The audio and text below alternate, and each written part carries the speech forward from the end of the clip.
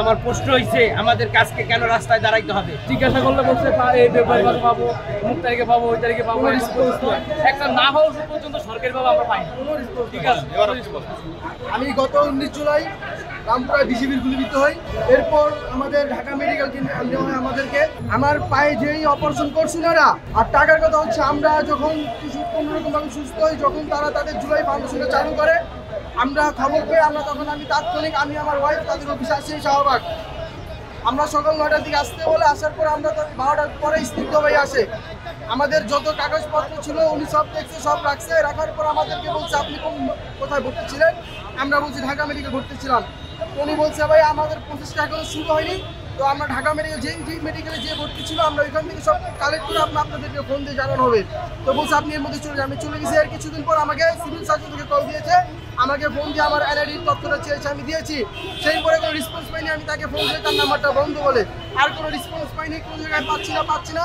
আমি গত সপ্তাহ আগে তাদের এখানে আসি, যে বললাম ভাইয়া আপনারা তো আমার ডকুমেন্টস রেখেছেন, আমার সব পেপারস রেখেছেন, আপনারা বলছেন যে সব কিছু যাচাই বাছাই করে প্রসেস কমপ্লিট হলে আমাদেরকে ইনফর্ম করবেন।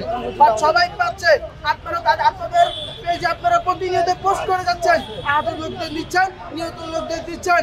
এখন এই লোকগুলো কারা আমরা তো নিজেও বলতে পারি না। এরপর আমি ওকে তাদের অফিসে জিজ্ঞেস করি ভাইয়া আমাদের তো পোস্ট কি এখন হয় নাই? সে বলতেছে আপনি কবে জমা দিয়েছেন? আমি ডেট সব রিপ্রেজেন্ট করলাম।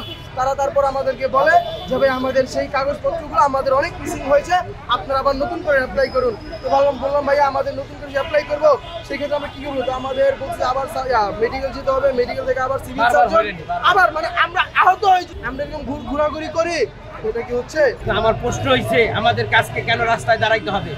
সংস্কার হইতেছে, হ্যাঁ, বিএনপি দেশ স্বাধীন হয়েছে এবং সামনে নির্বাচন হবে, কিন্তু আমরা যে 22,000 আহত এবং 1200 নিহত আসছি, আমাদেরকে রাস্তা দাঁড়ানোর জন্য আমরা তো আসলে আমাদের রক্তের বিনিময়ে যারা দাঁড়ায় রয়েছে, যারা দেশ চালাইতেছে, তারা এখন আমাদেরকে নিয়ে আগে ভাববে। আমরা কেন দাঁড়ায় ঘুরবো? আমাদের অর্থ কষ্ট থাকবো, আমরা হাসপাতালে গিয়ে এখনো চিকিৎসা পাই না। যেমন আমি প্রতিবন্ধী কার্ড পাইছি, আমি যেমন পা দিয়ে হাঁটতে পারি না, আমার ডান হাত দিয়ে ভাত খাইতে পারি না। হ্যাঁ, তো আমার কথা হইলো যে এখন সংস্কারের পরে যদি নির্বাচন হয় বা অন্য কোনো দল যদি আসে, অন্য দল আমাদের কোনো এরকম আমাদের কোনো ইয়া করবে কিনা।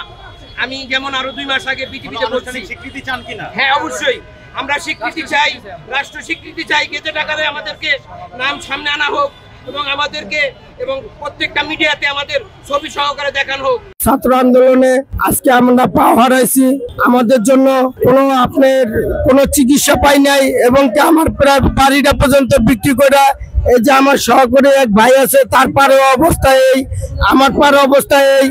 আমরা এই যে ক্যাটাগরি আমরা মানি না ভাই। কোন ক্যাটাগরির জন্য আমরা দেশে নামি নাই, যুদ্ধ করি নাই, আমরা স্বৈরাচার। এই কারণে আমরা ক্যাটাগরির জন্য স্বৈরাচার আমরা দেশ থেকে বিদায় করি নাই, আমরা করছি সুস্থভাবে বাংলাদেশি করতে। এখন দেখি বিভিন্ন রকমের ক্যাটাগরি, এটা আওয়ামী লীগের লোকজন ঢুকা আমাদের ভুয়া এটা বইলা আমাদের অনেক অত্যাচার করতেছে ভাই। এবং আমরা ডাক্তার ইউনূস স্যারকে বলি যে আপনারা আমাদের দিকে ঠিক মতন চান, আপনাকে স্যার আমরা বসাইছি কি জন্য? আমরা দেশের ভালোর জন্য এবং আমাদের রক্ষার জন্য, কিন্তু আমরা রক্ষা পাচ্ছি না স্যার। আমরা আন্দোলনে কি ক্যাটাগরি কি অনেক মানুষ আছে রিক্সা চালক এবং তারা ভ্যান গাড়ি চালাইতো, রিক্সা চালাইতো, অনেকে শিক্ষিত না, মূর্খ। কিন্তু আমরা এই যে মূর্খ মানুষ, আমরা তো ক্যাটাগরি বুঝি না ভাই। আমার চূড়ান্ত করতেছে, আমি তো ভারতে চলছিলাম, দিল্লি থেকে কিছু আপুবো আর ভাইয়া বলতেছে ভাইয়া তুমি উঠে চলতাও। আমার তো এই পায়ে শক্তি নাই, আমি উঠে যখন চলতেছি আমি সামনে গিয়ে পড়ে গেছি। তারপরে কিছু জনগণ বাইরে আমাকে হাসপাতালে দিয়ে যায়, সেই হাসপাতালে আমাকে রোগী করে হবে না, ঢাকা মেডিকেল দিয়ে যেতে হবে। তারপর কোনো রিক্সা নাই, 4-5 বছরে আমাকে আবুল পর্যন্ত মানুষের আবুল নিয়ে সেটা রিক্সা করতো। সেই রিক্সা দিয়ে আমাকে ঢাকা মেডিকেল দিয়ে গেছে, আমাকে ঢাকা মেডিকেল নিয়ে গেছে ডাক্তার। সেই ডাক্তার আমাকে অপারেশন করতে 3:30টায়।